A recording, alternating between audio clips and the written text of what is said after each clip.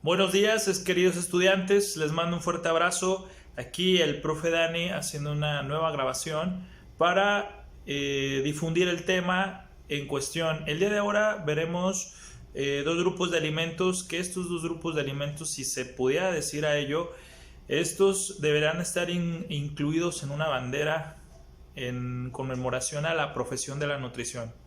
¿Cuáles son estos dos grupos de alimentos que son sumamente importantes en su estudio? Todos son importantes, pero en particular estos son pieza angular, ¿no?, de la profesión de nutrición.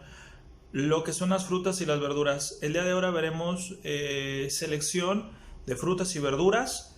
Vamos a hablar teóricamente sobre estos grupos de alimentos, hablar de su bioquímica, hablar de su composición nutricional, de micro y macronutrientes, y con esto nosotros tener la información más oportuna para considerar la mejor selección, como dice la asignatura de nuestra materia, selección y preparación de alimentos. En un determinado momento voy a considerar hacer videos sobre técnicas culinarias y demás, para que nosotros podamos llevar a cabo la práctica en nuestros hogares. ¿Sale? Considerando también, jóvenes, que su servidor está abierto a todas las dudas que ustedes tengan en relación a los temas, las actividades que se dejan. Créeme que el objetivo principal de tu servidor es de que queden excelentemente bien los temas y que no tengas dudas. Si este medio de información, que este canal de YouTube que tu servidor se tomó la libertad de diseñar para y por tu estudio, si crees que no es lo más viable de compartir la información, tienes total libertad de hacerme un comentario, llegar al punto democrático, si es la mayoría, y optar por otros medios, ¿va? Aquí la idea es de que ustedes tengan la posibilidad de acceso a la información y que no queden dudas. Reitero, si ustedes tienen alguna inquietud, algún comentario, tienes mi correo personal, puedes escribirme en la misma caja de comentarios de la plataforma del canal de YouTube. Yo estoy pendiente a ella para que disipe tus dudas. Que la idea es eso, no dejar absolutamente ninguna duda. ¿Sale? Pues vamos a echarle con todo. Vamos a empezar a platicar de este tema de selección y preparación de alimentos. Sé que como objetivo a este tema tuviste que hacer un ensayo, entonces creo que el tema no es ajeno a nosotros, a nuestro comprender, y pues vamos a abonar más información a esto. Entonces empezamos ahorita con el tema. En 3, 2, 1 empezó el tema de selección y preparación de alimentos de frutas y verduras. ¡Ánimo! Muy bien, jóvenes, pues esta presentación también la van a tener en su Classroom para que ustedes puedan orientarse en esta charla y pues la información ustedes tengan acceso a ella. ¿Sale? Bien. Entonces tenemos como título principal selección y preparación de alimentos de frutas y verduras, y pues vamos a echarle con todo. Bien.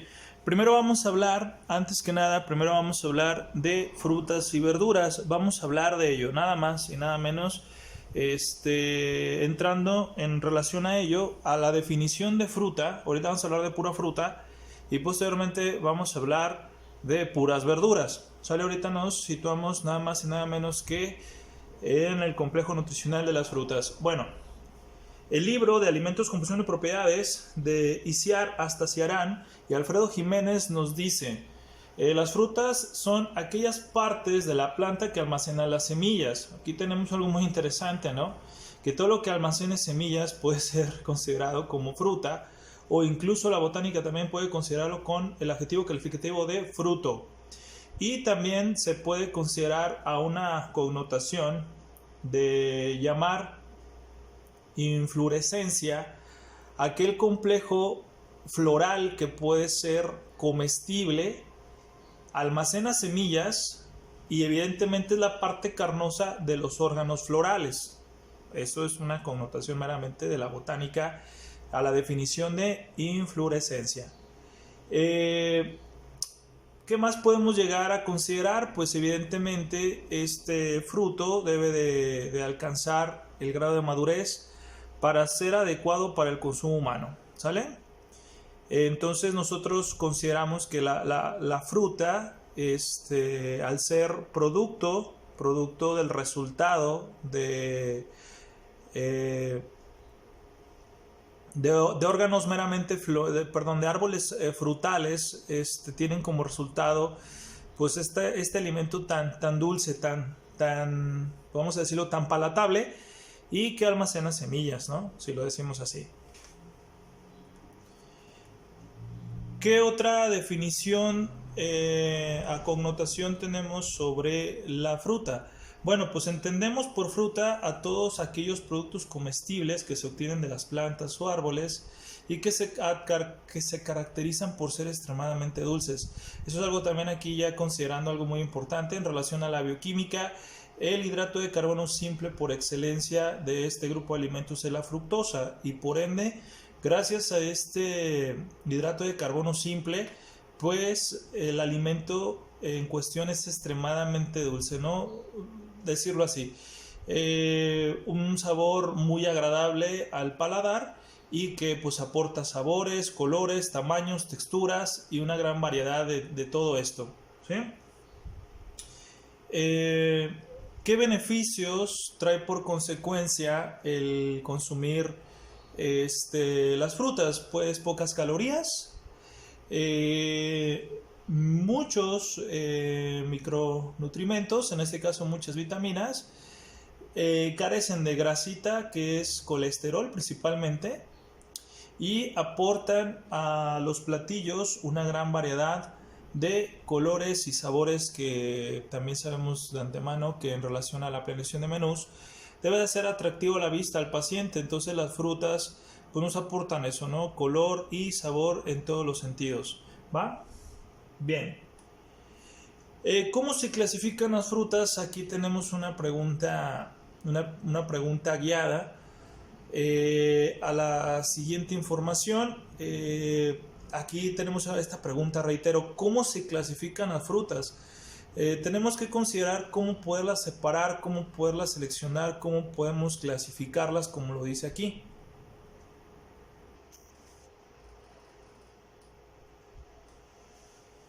Bien, pues más que nada, las frutas se clasifican por su respiración. Así es, jóvenes. La respiración de las frutas es el proceso metabólico mediante el cual se obtiene energía. Estos órganos florales, evidentemente, este complejo alimentario orgánico sigue generando combustión. ¿Y esta cómo se presenta? Vayamos a esto, ¿sí? Lo consigue mediante las reservas energéticas que se presentan dentro de la fruta.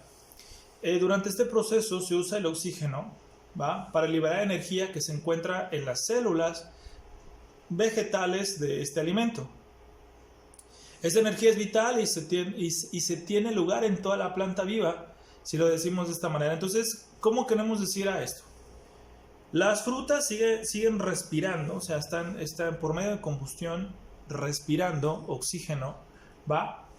Van despidiendo dióxido de carbono, y en este caso también se pierde agua en relación al tiempo también de recolecta, si lo decimos así, de la fruta. Y esto también, al ser un alimento orgánico, también despide gases como puede ser el CO2, pero también despide dos importantes complejos químicos que hace que la fruta vaya madurando en este sentido. ¿Qué quiero decir a todo esto? Pues en el caso de reiterar la respiración de la fruta, el oxígeno, hay un intercambio con dióxido de carbono, se pierde agua, por ende la fruta va marchitándose, y va perdiendo dos complejos carbonados también, un CH2 y un CH2.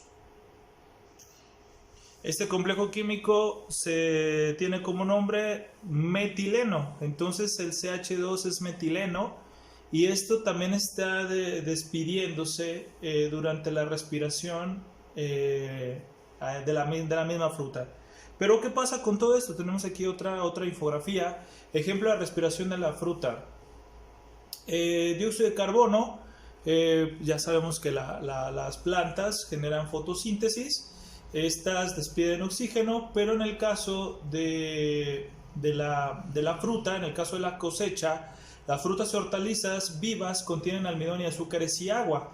Y este complejo químico, la fruta agarra el oxígeno, metaboliza dióxido de carbono, convierte energía, va desprendiendo también agua por transpiración, evidentemente se está deshidratando también la fruta, y también va despidiendo metileno. Entonces la junta de dos metilenos, aquí tenemos algo muy interesante, que tanto las frutas despiden un característico aroma. Este metileno le da la característica de maduración pronta o rápida a las frutas, o que sea un poquito más lenta. Entonces también cada fruta tiene su propio aroma, como por así decirlo. ¿Qué aroma tiene la guayaba? ¿Qué aroma tiene la manzana? ¿Qué aroma tiene la papaya? ¿Qué aroma tiene los duraznos? ¿Qué mismo aroma tiene el plátano? Las fresas. Cada fruta tiene un grado de respiración que puede ser sumamente precipitado, que puede ser muy rápido, que puede ser muy súbito, o que puede ser paulatino y progresivo. Entonces, dependiendo de la fruta en relación a su respiración, podemos decir que esta puede ser que madure más rápido o que madure de poco en poco. Por ende, así es como también se clasifican las frutas. Las frutas se pueden clasificar por el tamaño de la semilla, por la pulpa que contiene. Las frutas se pueden clasificar por la fibra que contiene. Pero en el caso de nuestra situación, una relación muy importante a entender la selección de alimentos es la respiración de las frutas en su determinada clasificación, que estas pueden despedir más gas etileno o menos gas etileno, y esto provoque que madure más rápido o madure más lento, por así decirlo. ¿Sale? Entonces, si regreso un poquito, que es el metileno, ¿sí? Junto con estos dos se forma un gas natural que se llama gas etileno. Esto es lo que hace que la fruta se madure más rápido. Un dicho muy básico a esto: imaginémonos que yo tengo un costal de manzanas, y que en este costal de manzanas pues hay una manzana pues ya casi a punto de echarse a perder, casi podrida, y esta fruta casi podrida, sea una misma manzana, pues está despidiendo más gas etileno, y al despedir más gas etileno esto también puede provocar que la fruta madure más rápido y se echa a perder de forma más rápida. Entonces hay que tener también mucho cuidado de tener una muy buena percepción sensorial, qué fruta es mejor, que no esté marchita, que no esté golpeada, y que sus características organolépticas, según la norma 251 de Secretaría de Salud, en el apartado de la tabla número 1, nos dice aceptación de rechazo de frutas de alimentos, como ya lo vimos en nuestras primeras sesiones de nuestra materia. Bueno, dentro de la clasificación, ya dijimos, por la respiración de las mismas frutas, tenemos aquellas que son climatéricas. Las frutas climatéricas son aquellas que maduran muy rápido, son aquellas que respiran muy rápido, despiden rápidamente CO2, despiden rápidamente gas etileno, y obviamente se deshidratan de forma más rápida. Entonces estas, por decir un ejemplo, pues puede ser la manzana, puede ser la pera, puede ser el mismo plátano. Entonces estas, como dice la diapositiva, son las que sufren bruscamente la súbita climatérica. Por ejemplo, la manzana, la pera, el plátano, que estas sufren una maduración muy rápida, los cambios significativos de color, textura y composición, y que se recomienda que aquí nosotros podemos comprar la fruta de estas índoles, las frutas climatéricas, prácticamente inmaduras, que sean verdes, si lo decimos así, todas verdes, para que estas maduren prontamente ya estando en nuestros hogares. Sin embargo, si nosotros compramos una fruta que está en óptimas condiciones, en este caso que son climatéricas, pues el consumo tiene que ser rápido porque si no van a madurar súbitamente, como dice la diapositiva. También tenemos frutas no climatéricas. Las frutas no climatéricas, estas son las que van madurando de poco en poco y estas pueden tener un grado de conservación más amplio en nuestros hogares. Por lo regular son todos los cítricos. Estos pueden durar un poquito más, como puede ser la mandarina, el limón, la misma naranja, la piña e incluso el melón, ¿no? Pero aquí también ponen como característica la uva. Y estas son frutas que pueden tener un grado de conservación más amplio porque no son climatéricas, su respiración es mucho más lenta y pues también su grado de deshidratación y de despedir acetileno pues es mucho más corto, más pequeño, no es tan prolongado como las otras frutas que son climatéricas. Al punto, ¿qué quiero decir a estas? Que nosotros podemos darnos a la tarea, ¿no? Hacer una investigación. ¿Qué frutas son climatéricas? Investigarlas en internet, en artículos científicos. ¿Qué frutas no son climatéricas? Y hacer mi propio listado. ¿Con qué objetivo? Bueno, pues si a mi paciente yo le estoy diciendo que compre manzanas, pues en este caso, ¿cómo debe de conservar las manzanas? ¿Cómo debe de seleccionarlas? Debe de consumirlas de una forma más rápida, una forma más pronta, porque si no se le pueden echar a perder, a degradar. Y en el caso de los cítricos, pues estos sí pueden llegar a tener un grado más de tolerancia. También eso es muy importante, así decirlo, ¿sí? Va. Ahora, ¿qué más nos dice la diapositiva? Bueno, según el tiempo de recolecta, también se clasifican así las frutas. Frutas frescas, si el consumo se realiza inmediatamente o a pocos días de su cosecha en forma directa. Es como así se recomienda siempre consumir nuestras frutas. No en jugos, no en néctares, sino que en forma fresca, de forma directa, a pocos días de su cosecha. Es así como nosotros podemos obtener la mayor cantidad de vitaminas y minerales, que es propiamente dicho lo mejor de este grupo de alimentos. Pero ¿qué onda con las frutas secas? Bueno, pues las frutas secas, aquellas que pueden ser deshidratadas, pues es un medio de conservación también de los alimentos.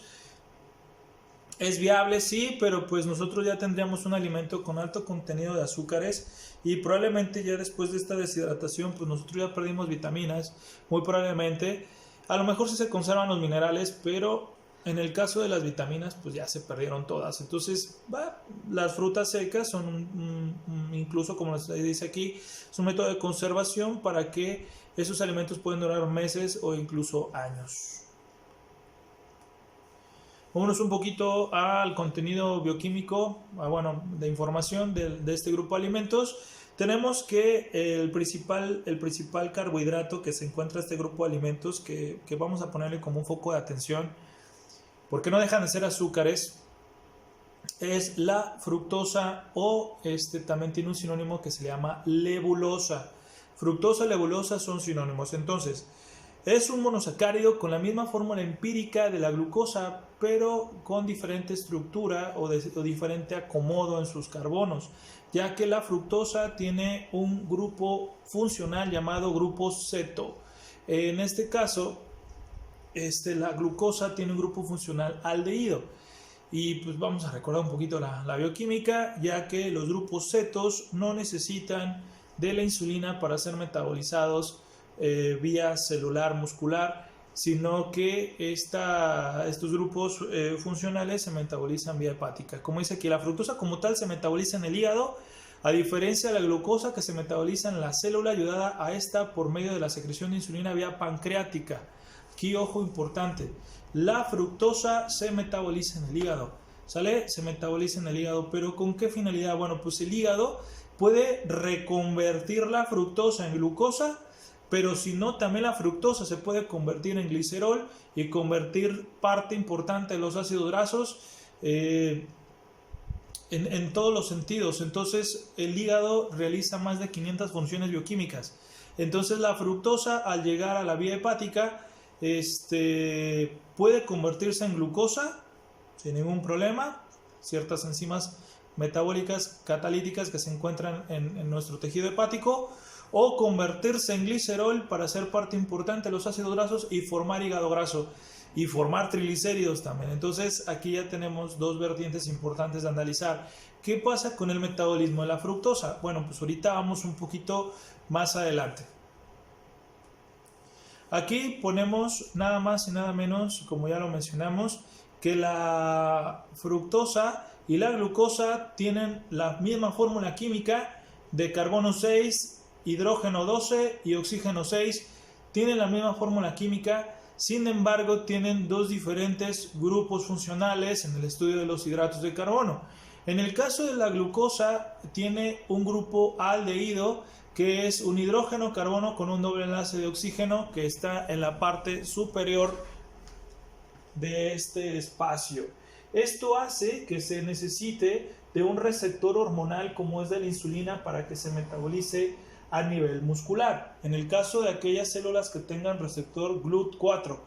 Sin embargo, la fructosa, esta no necesita de insulina, se metaboliza de vía hepática, pero aquí vemos que tiene un grupo ceto, va en el carbono beta, tiene obviamente un grupo ceto, un grupo funcional ceto en el estudio de los hidratos de carbono, y aquí nada más y nada menos tenemos un enlace con carbono acá y un doble enlace con oxígeno.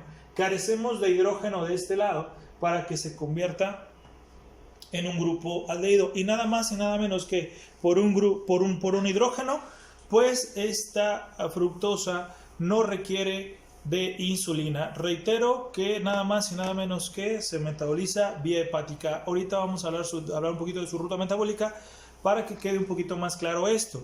¿Qué información nos brinda esto? Pues el Tratado de Nutrición tomo 2 de Ángel Gil Hernández, composición y calidad nutricia de los alimentos. Tenemos una pequeña infografía aquí que me llamó muchísimo la información, me llamó muchísima la atención, y igual su servidor se las comparte. Dice: fructosa, absorción, ya sabemos que en duodeno se absorben los hidratos de carbono, por el receptor GLUT5 del intestino se absorbe la fructosa y se va a la circulación portal, y a la circulación portal, al torrente sanguíneo, llega a la vía hepática, formando que el exceso de fructosa se almacena vía hepática, formando hígado graso, que también aquí tenemos de tomar en cuenta eso, que el exceso del consumo de fruta pues puede formar hígado graso o generar hiperglucemias, ya que el hígado puede reconvertir la fructosa en glucosa, y eso pues evidentemente no estaría padre. A diferencia de los azúcares, como lo que es la glucosa, también por absorción por el intestino en el receptor GLUT2, está también en duodeno, en el intestino, aumenta la glucemia y se va al torrente sanguíneo, pero pues recordemos que las fibras musculares del músculo estriado, las células cardíacas y los adipocitos requieren de la insulina para metabolizar la glucosa, y como tenemos muchísimas fibras musculares del músculo estriado, pues evidentemente que la glucosa va a determinar su ruta, su camino, si es de que hay demanda de energía en determinantes células, tejidos u órganos, como ya lo mencionamos, ¿sale? Entonces aquí tenemos dos caras de la moneda. ¿Qué sería importante? Si yo estoy consumiendo fructosa, al fin y al cabo su cantidad moderada de consumo pues no puede ser tan malo, o sea, puede convertirse en glucosa y seguir su ruta. Pero ¿qué pasa con la glucosa? Un exceso de glucosa, pues también tenemos problemas. ¿Por qué? Porque tendremos que estresar el páncreas a sintetizar insulina, y en este caso pues considerar que también debo de yo estar haciendo actividad física.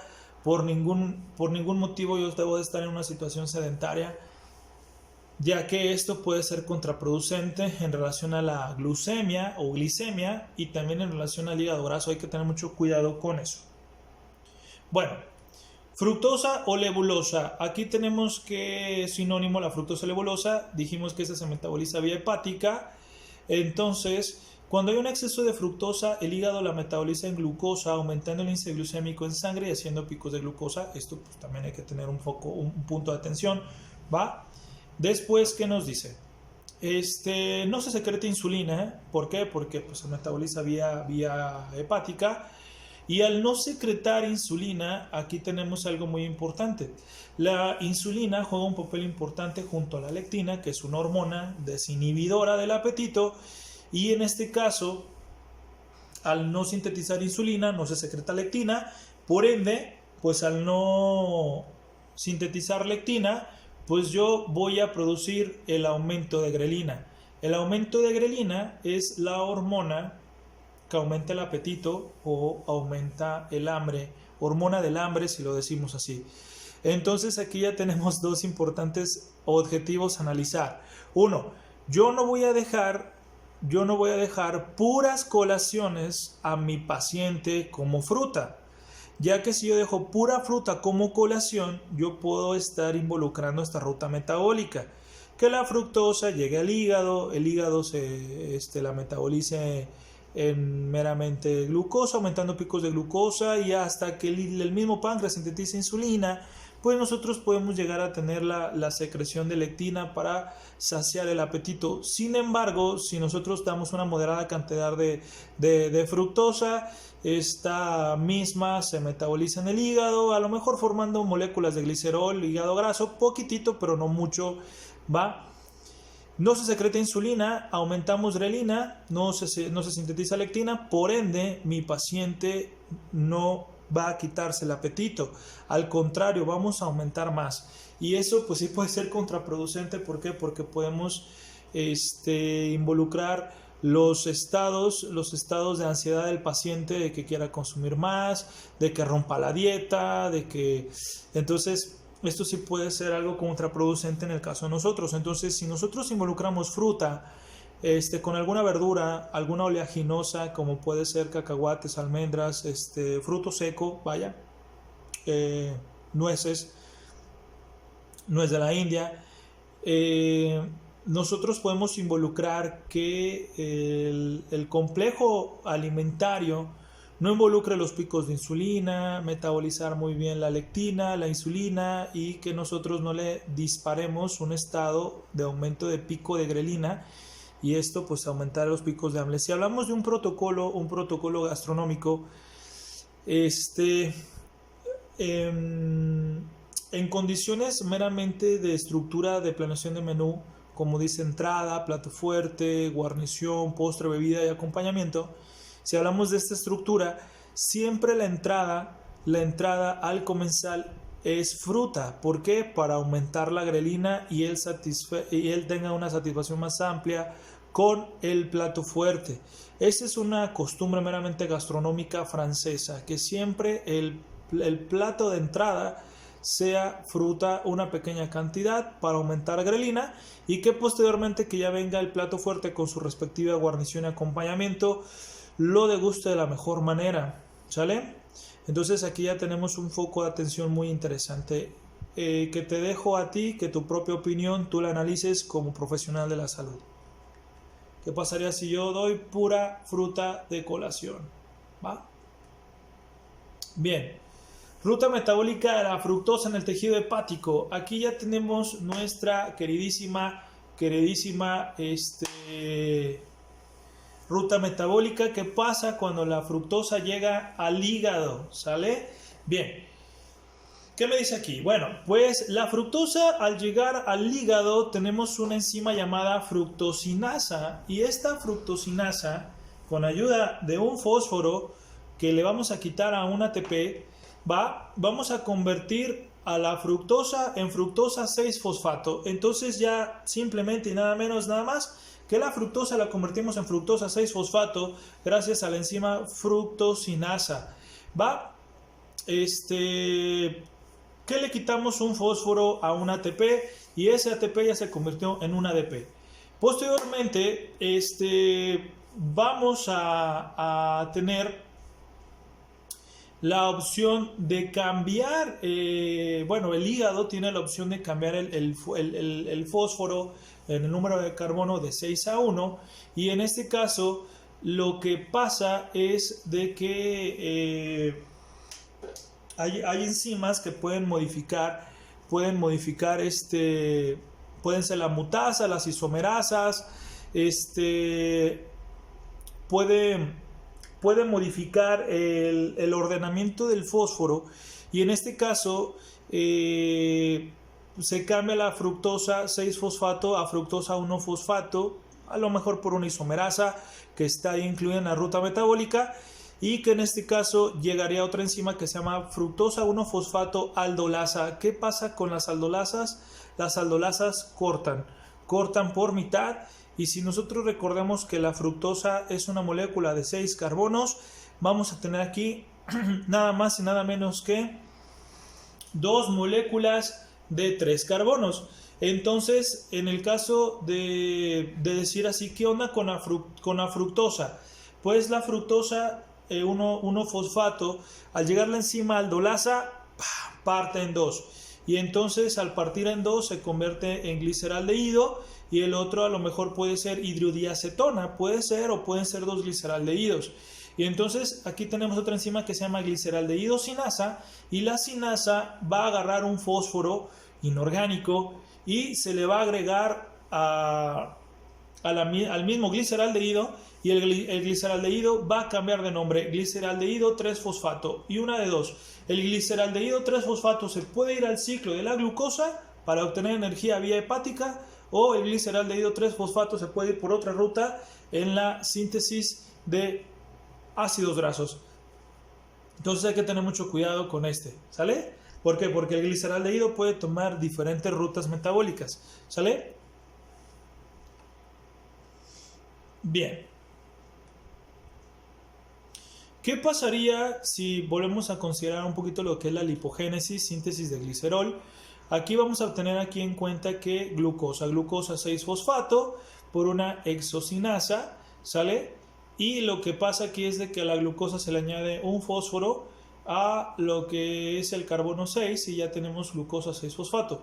Pero en el caso de convertir la glucosa 6-fosfato en fructosa 6-fosfato, llega la glucosa 6-fosfato isomerasa. Como lo que les decía, jóvenes, las isomerasas son aquellas que pueden modificar la estructura de la molécula o reordenar el fósforo en un determinado carbono. Entonces aquí convertimos la glucosa 6-fosfato en fructosa 6-fosfato gracias a la isomerasa, y continuamos con añadirle un fósforo más a la misma fructosa, que ya se llamaría fructosa 1,6-bifosfato, gracias a la fosfofructosinasa, que también ayudado por un ATP, quitamos un fósforo del ATP convirtiéndolo en ADP, y ya nosotros ya tendremos fructosa 1,6-bifosfato.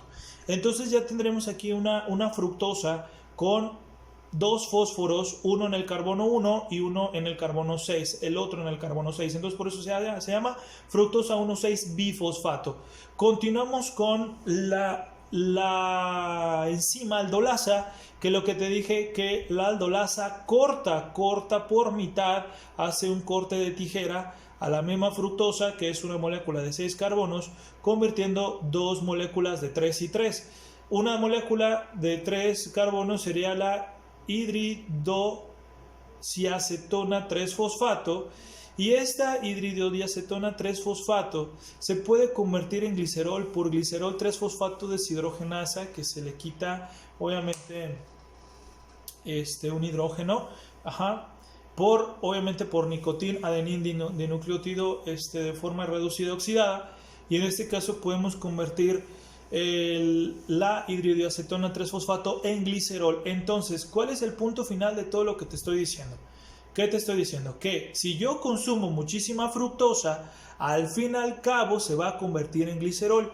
Y recordemos que los triglicéridos tienen el nombre común, así tal cual químico, que se llama triacilgliceroles. Entonces son 3 ácidos grasos unidos a un glicerol. Entonces, si yo ya tengo el glicerol y yo tengo un exceso de glucosa y yo tengo un exceso de lípidos, por ende puedo convertir ese exceso en ácidos grasos, se unen a este glicerol y ya estoy formando triglicéridos o triacilgliceroles, como quieras decirlo, y estos se van a estar fijando al tejido hepático formando hígado graso. Entonces, por ende, no está bien el consumo excesivo de fruta o tener altas cantidades de fruta en un solo tiempo de comida. Eso sería catastrófico. Entonces hay que tener muchísimo cuidado con eso. ¿va? Imagínate aventarte un biónico así con muchísima crema y lunetas, pues ya te imaginarás, ¿no? Que es como muy típico en el consumo de nosotros como mexicanos. Entonces hay que tener mucho cuidado con eso, ¿va? Te reitero aquí la ruta de la glucosa, te la pongo aquí para que la veas y si tú me lo permites, te la explico. ¿Va? Nosotros tenemos aquí número 1, pues la glucosa se convierte en glucosa 6-fosfato por una hexocinasa ayudada por un ATP que está circulando por ahí, por un adenosine-trifosfato. Se le quita un fósforo ayudado por un cofactor que es el magnesio. Entonces nosotros tenemos que el ATP se convierte en ADP y ya nosotros añadimos este fósforo que le quitamos al ATP al carbono 6 de la glucosa, convirtiéndose en glucosa 6-fosfato. Después llega la isomerasa, la isomerasa glucosa 6-fosfato isomerasa, en que va a convertir la glucosa 6-fosfato en fructosa 6-fosfato. Y continuamos aquí que nada más hizo una conversión de glucosa a fructosa. Después llega otra enzima que se llama fosfofructosinasa, que se le añade otro fósforo más a la misma fructosa y ya se llevará, obviamente ayudada por un ATP que anda ahí circulando, de un ATP convertido en un ADP y la fructosa 1,6-bifosfato. Llega la aldolasa y corta, fíjate lo que pasa aquí importante en el cuarto punto, llega la aldolasa y corta la fructosa 1,6-bifosfato, la corta. Entonces tenemos aquí dihidroxiacetona, fosfato, ¿va? Y aquí tengo gliceraldehído 3-fosfato. ¿Qué pasa aquí? Que esta puede llegar glicerol deshidrogenasa y convertirla en glicerol, porque al fin y al cabo aquí es fructosa. Si yo consumo mucha fructosa, al fin y al cabo la fructosa se va a convertir en fructosa 6-fosfato, fructosa 1,6-bifosfato, y al cortarla por la aldolasa, que esto pasa vía hepática, la hidrodiacetona fosfato se va a ir por acá, por otra ruta metabólica del mismo hígado, donde te menciono que llega el glicerol deshidrogenasa, y aquí se le quita el hidrógeno a esto, y se convierte en glicerol, parte importante de los triacilgliceroles. Sin embargo, este gliceraldehído 3-fosfato sigue su ruta para obtener energía, si lo decimos de esa manera. Sin embargo, la fructosa no, acá se pudo convertir de este lado, a menos de que aquí, como puedo decir que si yo consumo fructosa, que en moderadas cantidades puede llegar la triosa fosfato isomerasa y esta convertirla en gliceraldehído, y de gliceraldehído seguir su ruta metabólica común y corriente para obtener piruvato, nada más y nada menos, ¿sale? Supongo y sé que sabes de esta ruta metabólica. Sale nada más que aquí la vertiente es irnos de este lado. Hay que tener muchísimo cuidado, como ya te lo dije, por el exceso de fructosa.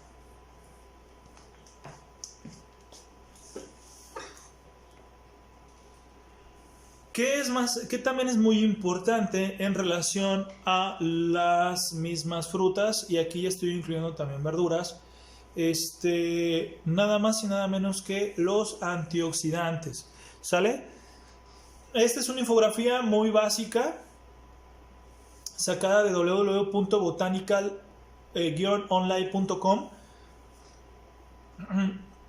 Es una sencilla infografía, pero aquí nos orienta cuál es el antioxidante por excelencia activo en las mismas frutas y verduras.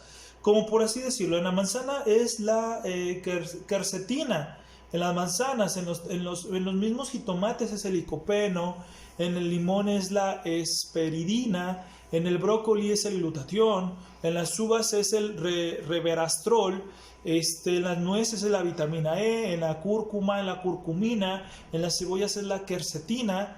Mira, muy parecida a la misma manzana, ¿sale? En el té verde son las catequinas. Entonces, ¿por qué te pongo aquí los antioxidantes en esta sencilla infografía?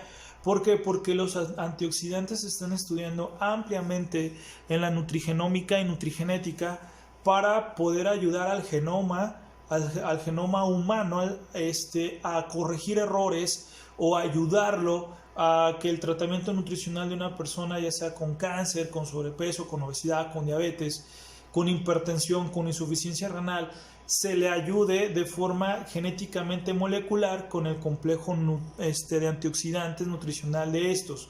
Entonces aquí te estoy poniendo otra ventana de observación a tu estudio. ¿Qué pasa si yo estudio los antioxidantes a nivel molecular? ¿Qué es lo que hacen internamente en la célula? ¿Qué es lo que hacen como propiciantes de ayudar al genoma humano? Eso es otro punto de información, otra ventana de observación que es abundante en información. La verdad te lo dejo para que seas autodidacta. Hay información que está saliendo de poco en poco para ayudar a diferentes patologías, hablando de la nutrigenómica, nutrigenética, acerca de los antioxidantes. ¿Qué pasa si yo doy mucho licopeno en un paciente con obesidad? Oh sorpresa, el licopeno, como un dato de acotación, activa ciertos genes en los adipocitos llamados los PPAR, para que el paciente con obesidad pueda quemar de una forma más fehaciente grasa, empezar a metabolizar la grasa que tiene almacenada para convertirla en energía, siempre y cuando el paciente haga ejercicio. Entonces aquí tenemos algo muy interesante. ¿Qué pasa si a mi paciente yo le doy jitomate martajado en una ensalada, como colación, rebanadito, con limoncito, no sé, un sinfín de cosas? Nomás lo pongo como ejemplo. ¿Qué pasaría con ese paciente con obesidad? Ayudaría a su estructura genómica en su condición física, para que el tratamiento nutricional sea más fehaciente y la disminución de tejido adiposo sea mucho más viable. Eso simplemente por decirte un ejemplo, ¿va? Se ha estudiado la curcumina en pacientes renales, se ha estudiado el reverastrol para el paciente con cáncer, el glutatión para el paciente con cáncer, se ha estudiado la lisina para el paciente con hipertensión y también para el paciente con cáncer, la lisina, que es el antioxidante por excelencia del ajo. Las personas que tienen problemas bajas del sistema de defensa del cuerpo, de inmunoglobulinas, la zanahoria con los betacarotenoides ayuda a reforzar el sistema inmunológico, que creo que sería muy importante el consumo habitual ahorita en esta pandemia en relación al virus que está presente en nuestra población. ¿Sale? Entonces imagínate todas las vertientes que podemos llegar a tener. Las catequinas, ¿qué te puedo decir? A nivel reducir glucosa en sangre, paciente con diabetes. También se está estudiando muchísimo las catequinas del té verde. Entonces, y también para paciente para bajar el colesterol en sangre. O sea, hay un sinfín de información que puedes tú ser autodidacta para que tengas diferentes vertientes de estudio. Bien, ¿qué más decimos? Bueno, el contenido nutricional de las frutas y también incluyendo las verduras, pues prácticamente aportan muchas vitaminas y minerales, pero la mayoría de estas son nada más y nada menos y nada más que agua. Simple y llanamente, las frutas son agua. Entonces, pero pues tienen fructosa, hay que tener también cuidado con ello. Y que un 0.1% mínima cantidad de lípidos. Aquí tenemos una tablita que me tomé la libertad de hacerla y podemos observar que el melón tiene 92.4 de agua, la naranja 88.6% de agua, las cerezas 83.7, ahí está la tablita para que la puedas analizar. Mira, la mandarina, la manzana tiene 85.7% de agua. Bien. Vamos al punto de cómo podemos conservar las frutas. Las frutas es importante conservarlas en refrigeración y que éstas estén vinculadas en la parte final de abajo del refrigerador, ya que los ingenieros llevaron a un punto de localizar una circulante de aire en el caso de la parte final del refrigerador donde se conservan las mismas frutas, y que estas que están despidiendo gas etileno no se concentre en la bolsa, ya que esto puede llegar a madurar de forma más pronta o súbita la fruta. Entonces hay que tener mucho cuidado con eso. También la temperatura de refrigeración viable a las frutas es a 7 grados centígrados y también las verduras, ¿por qué no? Entonces, ¿qué quiero decir a todo esto? Imagínate que llegas del mercado, traes tu fruta, la lavas, la desinfectas, una bolsa, a lo mejor la misma que te dieron del mercado, la lavas, le das una muy buena lavada con jabón, la secas y esa misma bolsa la agujeras, le haces unos agujeros, para que si tú vas a conservar ahí tu misma fruta, el gas etileno no se conserve, no se concentre en la bolsa y que esto pueda provocar el deterioro de forma más rápida de tus vegetales. Entonces hay que tener cuidado con esto, ¿va? En el caso de las frutas, jóvenes. También otra forma de conservar las frutas es algo que tú hiciste en bioquímica de los alimentos, que fue hacer mermeladas, jaleas. Puedes hacer ates o encurtidos o hacer almíbar o hacer néctares, como ya te lo mencioné. Estas son técnicas culinarias o biotecnología aplicada a los alimentos para llevar a cabo la conservación de los mismos. Entonces, como tú consideres, como tú consideres.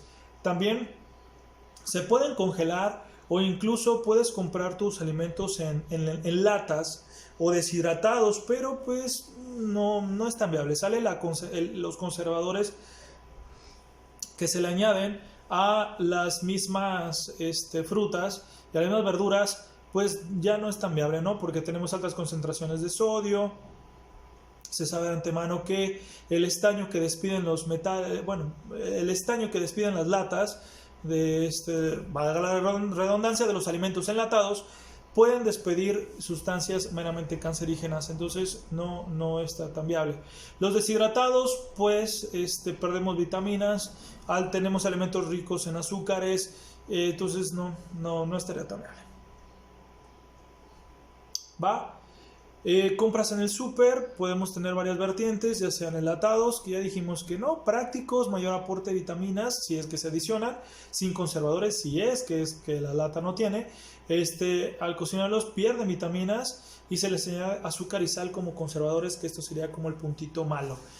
Congeladas, evitar el crecimiento microbiano, que es el principal objetivo, ¿va? El estancamiento de microorganismos, pero pues el proceso de congelación se recomienda descongelar a vapor o microondas, pero pues aquí esto provocaría que si es por microondas pues también hay radiación y perdemos nutrientes, y que pues por el vapor es una técnica culinaria noble que pueda involucrar la mayor conservación de nutrientes de los alimentos.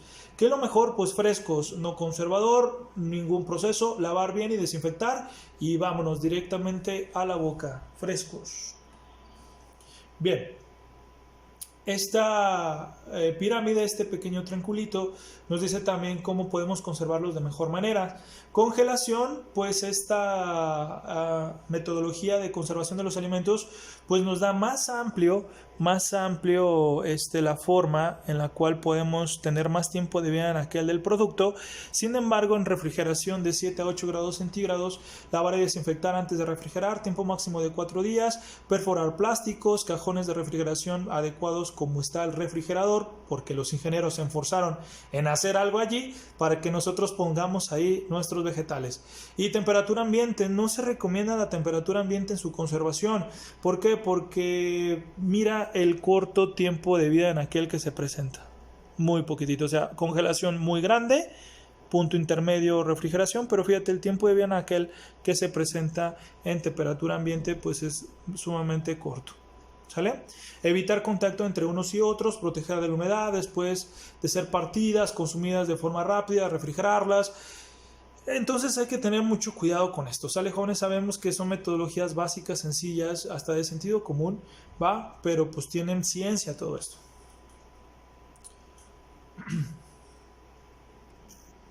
Bien, ahora la siguiente información es sumamente importante que nosotros analicemos eso, ¿va? ¿Cómo yo voy a seleccionar mis frutas? Yo puedo seleccionarlas por la cantidad de consumo sugerido, por la cantidad de fibra, por la cantidad de vitaminas. Sin embargo, también tengo que considerar el índice glucémico. el índice glucémico de los alimentos, el cual nos indica la glucemia de los alimentos en el sistema mexicano de alimentos equivalente, nos hace referencia a que si tiene arriba de 70 miligramos entre decilitros sanguíneo de alto índice es alto índice glucémico, moderado de 56 a 69 y bajo de 55 menos. Te preguntas, profe, ¿dónde yo veo esta columna? Ok. En el sistema mexicano de equivalentes, en la parte final, en el apartado de frutas, en el apartado de cereales, e incluso creo que en el de leguminosas, y también el de azúcares, en la columna final del sistema, ahí aparece el índice glucémico. Y nosotros debemos de tener también una referencia de este, ¿va? Para que nosotros seleccionemos aquellos que sean moderados o bajos para no precipitar el pico de glucosa en sangre. Hay que tener en cuenta eso también. ¿Por qué? Porque si precipitamos muchísimo la glucemia en sangre, pues involucramos la ruta metabólica de formar hígado graso, picos de glucosa también, y entonces eso no está tan viable. Hay que tener mucho cuidado con eso, ¿sale?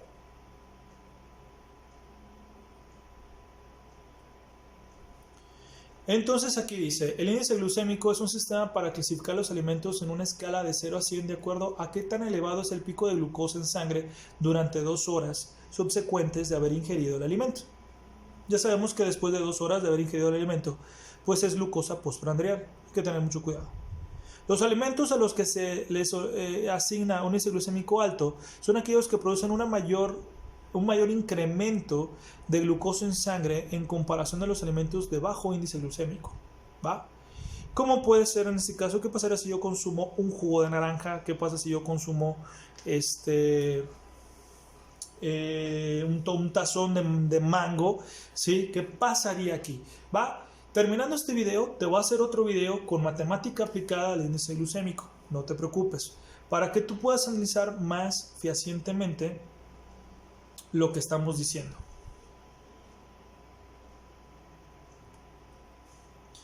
Pero ¿qué más nos dice el sistema mexicano de alimentos equivalentes? Bueno, nos habla también de carga glucémica. Y la carga glucémica está ubicada en la penúltima columna de las frutas, de los cereales, de las leguminosas y también de los azúcares sin grasa y con grasa. Entonces hay que tener mucho cuidado con esto, jóvenes, hay que tener muchísimo cuidado con esto. ¿Por qué? Porque el índice glucémico me dice pico de glucosa, qué tan precipitada es el pico de glucosa que se me puede manifestar. Sin embargo, la carga glucémica me dice también el pico y cuánto azúcar tiene el alimento y va a mantener arriba ese pico. Y eso sí puede ser un poquito más viable el análisis de la carga. ¿Por qué? Porque la carga glucémica se basa en el índice glucémico, pero usando tamaño de raciones más de 100 gramos de carbohidratos. La fórmula que se utiliza es la siguiente. Carga glucémica es igual a paréntesis índice glucémico entre 100, cerramos paréntesis, por gramos de carbohidratos. Y tenemos aquí un ejemplo. Entonces, si una taza de 240 mililitros de leche descremada contiene 12 gramos de carbohidratos y tiene un índice glucémico declarado en el sistema mexicano equivalentes de 46 miligramos entre decilitros sanguíneo, la carga glucémica sería la siguiente: 46 entre 100 por 12. Entonces me sale que la carga glucémica de una sencilla taza de leche descremada es de 5.52. Entonces, ¿qué me quiere decir a todo esto? Interpretación de carga glucémica: baja de 10 o menos, media de 11 a 19 y alta arriba de 20.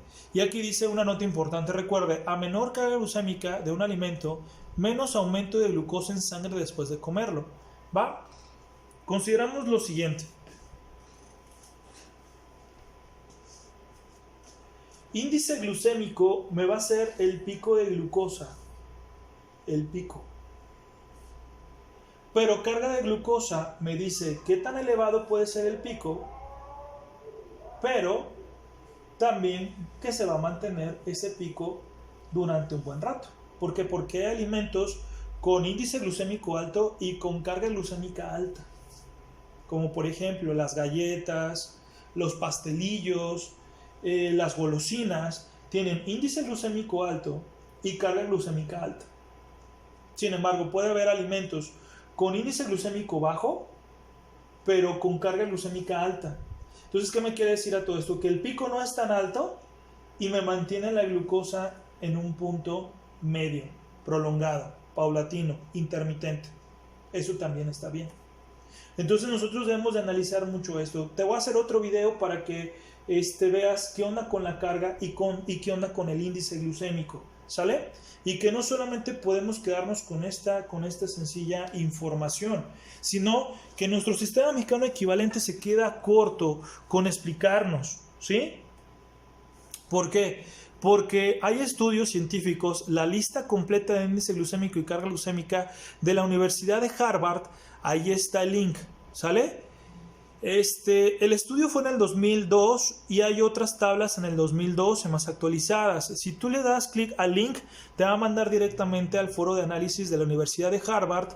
Lo traduces en español, que tú le puedes poner así en tu buscador de Google, que todo lo que esté en inglés te lo ponga en español, y puedas descargar perfectamente el artículo de los 750 alimentos que ya te dice la carga glucémica y el índice glucémico y el consumo preferente de alimento, para que tú veas qué es un alimento con alta carga y con alto índice, y qué es un alimento con baja carga y bajo índice, o en este caso que sea de bajo índice y de alta carga. Entonces tú puedes tener esas observaciones. Entonces aquí te dejo el link, que también tú lo puedes ubicar, para que descargues la lista completa del índice glucémico, la carga glucémica, para que tengas otro panorama de observación sobre las propias frutas. Y por qué no también analizar los cereales y las leguminosas y las golosinas, que también están ahí incluidos. ¿Qué más es importante en nuestro estudio? Pues también ver las frutas y verduras de temporada. Si nosotros ahorita estamos en primavera, ubicando que primavera es del 21 de marzo al 22 de junio, pues tenemos aquí abundante cantidad de aguacate, fresas, naranjas, durazno, ¿por qué no? Aquí están, bueno, ya mencioné las fresas. Pero en el caso de las verduras, también los guisantes, el brócoli, la coliflor, las espinacas, la patata, el jitomate, el pepino, los espárragos, la cebolla, pues, y mira, las patatas, todo esto puede ser involucrado, fíjate, hasta el ajo, para aumentar nuestro sistema inmunológico, y que en este caso, pues en el caso de esta pandemia, pues tratarla de evitar. Yo creo que, pues como te lo menciono, la naturaleza es muy sabia a cada estación de nuestros años, a estación de clima, estación de temporada, para que nosotros siempre, nuestra naturaleza nos provee de nutrientes para mantener un estado fisiológico saludable. Verano, ahí tenemos aquí del 22 de junio al 23 de septiembre. Otoño del 23 de septiembre al 21 de diciembre. Y diciembre del 21 de diciembre al 21 de marzo. Entonces, ¿por qué te pongo estas infografías, ¿sí?, de frutas y verduras de temporada? ¿Por qué? Porque tú tienes que considerar en qué estación del año te encuentras, para que tener una mejor selección y disponibilidad de alimentos para tu paciente. ¿Va? Es importante que yo no voy a incluir un alimento que ahorita pues no está en temporada. O sea, el paciente, ¿cómo lo va a conseguir? ¿Cómo lo va a comprar? Pues eso va a estar muy, muy canijo, ¿sale? Entonces siempre tenemos que apegarnos a las frutas y verduras de temporada. Ahora nos vamos con las verduras. Las verduras, este tema es más corto. De las verduras no es tan complicado hablar de ellas. Por lo regular, las verduras, todo es bueno. ¿Va?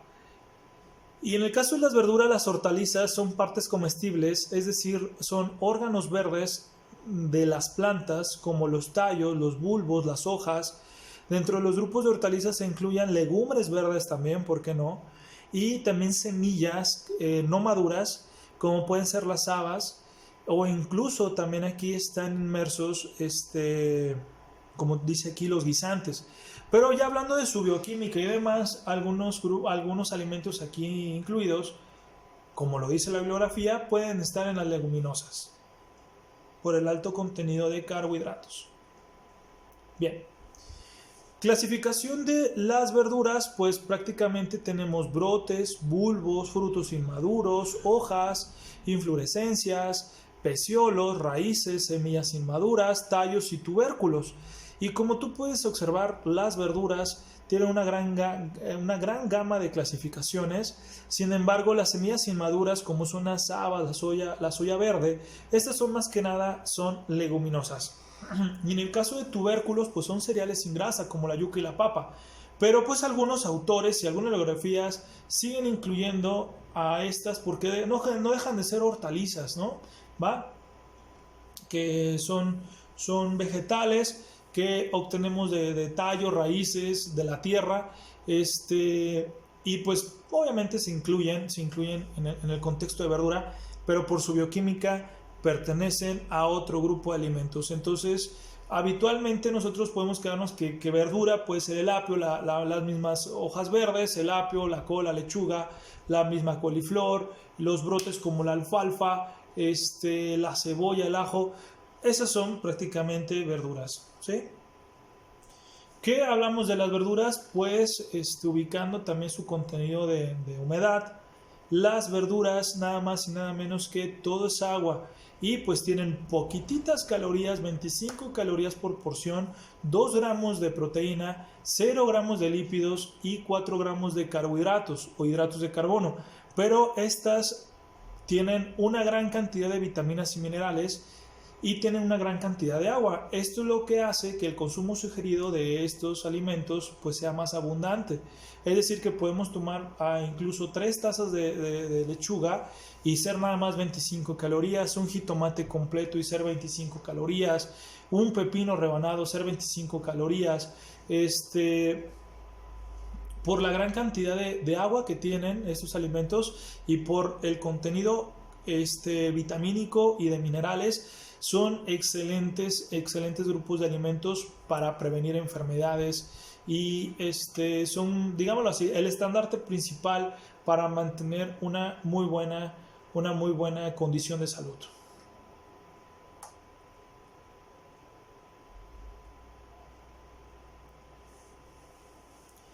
Las verduras poseen un bajo contenido de proteína y de grasa, poseen bajo contenido calórico.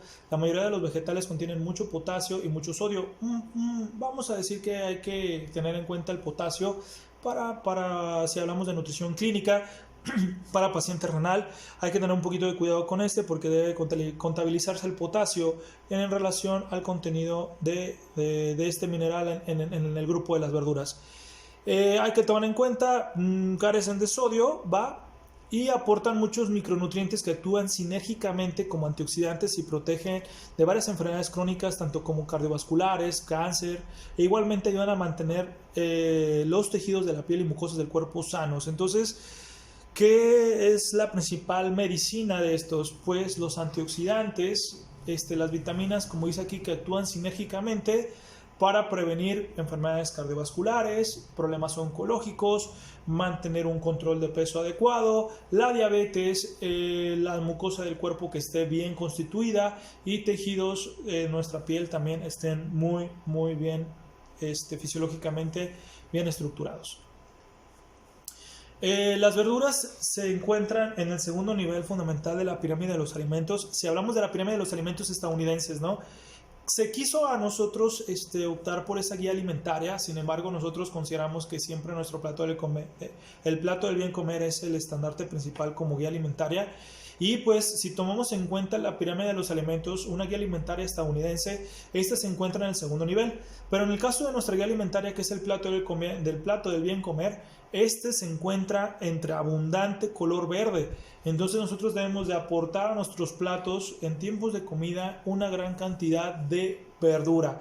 ¿Por qué? Porque tenemos carbohidratos, hidratos de carbono de absorción lenta, ya que el principal carbohidrato que se encuentra en las verduras es el almidón, y este complejo químico de hidrato de carbono complejo pues nos da energía de forma lenta, de forma intermitente, nos sacia por la gran cantidad de fibra que tienen las mismas verduras. Y recordemos que las verduras tienen alto contenido en fibra, tanto soluble como insoluble como soluble. Entonces aquí nos dice que podemos ingerir de 5 a 6 porciones de verdura al día sin ningún problema. ¿Cuántas porciones ingieres tú para que tengas una condición meramente saludable? Algo tan básico como esto puede fortalecer nuestro sistema inmunológico a estas condiciones virales que estamos padeciendo hoy en día. La conservación de las verduras, al igual que las frutas, es en refrigeración. Hay que lavarlas, desinfectarlas y posteriormente meterlas al refrigerador. Teniendo de 7 grados centígrados en nuestro refrigerador, perfectamente las verduras se pueden conservar. Esto no es necesario, bueno, en el caso de las mismas frutas, dice, durante el almacenaje en este medio se debe de poner las verduras en bolsas agujeradas o con láminas de aluminio para evitar pues obviamente el complejo de gas etileno y que esto provoque que se deterioren de forma más rápido también las verduras. ¿Va? Es como una constante, jóvenes, o sea, lavar, desinfectar, tener una bolsa meramente agujerada para que no se concentre el gas etileno y esto pues provoque que se deteriore de forma más rápida la misma verdura. Y para terminar, estimados educandos, hay que tener una muy buena selección de frutas y verduras según la tabla 1 de la norma 251, que no estén golpeadas, que no estén marchitas, que no tengan rastro de hongos. Siempre hay que tener la mejor selección de frutas y verduras.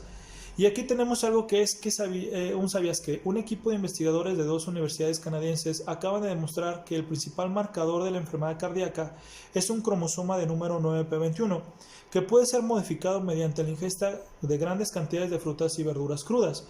Consumir más de 400 gramos de fruta y verdura diariamente, obviamente que 400 gramos, incluyendo las dos, diariamente, disminuyen la mortalidad por enfermedades cardíacas a un 16%. El cromosoma 9p21, jóvenes, todos lo tenemos y se puede alterar si consumimos muchísima carne, mucha bebida alcohólica, si fumamos, si tenemos el consumo elevado de sodio. El cromosoma 9p21 se puede alterar, se puede disparar y dispararnos una hipertensión arterial, problemas cardíacos, y hay que tener muchísimo cuenta en eso. Pero si nosotros consumimos frutas y verduras, una dieta saludable, hacemos ejercicio, reducimos la enfermedad, como dice aquí, hasta un 16% o incluso más. Tu servidor te deja la liga, el link, aquí te lo dejo, para que leas el artículo científico si tú lo deseas, ¿sale? Para que seas autodidacta, ¿va?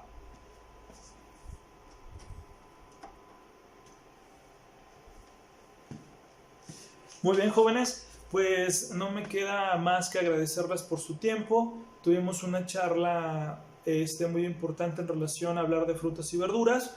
Lo más importante a esto es que tú seas autodidacta, reiterarte que todas las dudas que tengas puedas escribirlas en la caja de comentarios o enviarme un correo sin ningún problema. No tengas miedo a escribirme. Tu servidor lo único que quiere es ser tu amigo. Se escuchó como de caricatura, como muy de Walt Disney, pero ese es claro, jóvenes, Lo que yo quiero es apoyarte a tu crecimiento académico y no dejarte mucha tarea, porque siendo claro, lo único que te he dejado es hacer un tríptico de consulta y 3 ensayos, es lo único que te he dejado que hagas.